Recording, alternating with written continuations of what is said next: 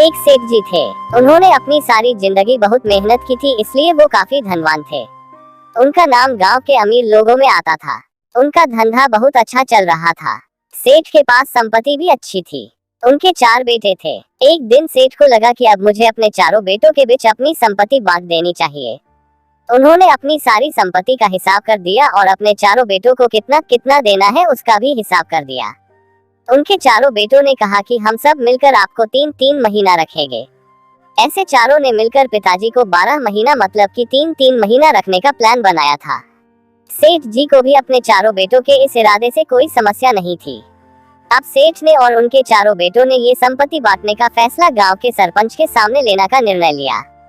एक हफ्ते के बाद वो लोग गांव के सरपंच के सामने ये फैसला लेने वाले थे।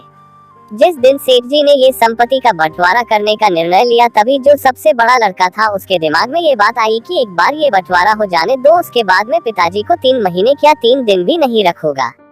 वही बात बाकी तीनों के दिमाग में भी आई थी।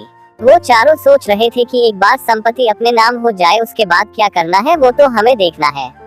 वो चारों इतने लालची हो गए थे कि अपने पिताजी को 3 महीने रखने के लिए भी राजी नहीं थे।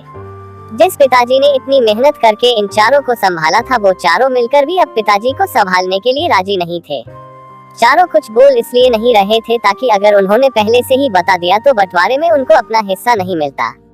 अब आखिर हफ्ता पूरा हो गया और वो बंटवारे का दिन आ गया। चारों बेटे और पिताजी ये फैसला लेने के लिए गांव के सरपंच के पास जाते हैं। गांव के सरपंच सेठ जी से पूछते हैं कि आप अपनी सारी संपत्ति अपने चारों बेटों को बांटना चाहते हो और वो चारों बदले में आपको 3-3 महीना अपने घर पर रखेंगे। क्या आपका ये अंतिम फैसला है? तभी सेठ ने कहा, जी नहीं, मेरा अंतिम फैसला ये है कि मैं अपने चारों बेटों को 3-3 महीना अपने पास रखूंगा और बाकी के 9 महीने वो अपने हिसाब से रहेंगे। सेठ का अंतिम फैसला सुनने के बाद चारों बेटे के पैरों तले जमीन खिसक गई और वो चारों हक्के बक्के रह गए। वो सोच क्या रहे थे और हुआ क्या?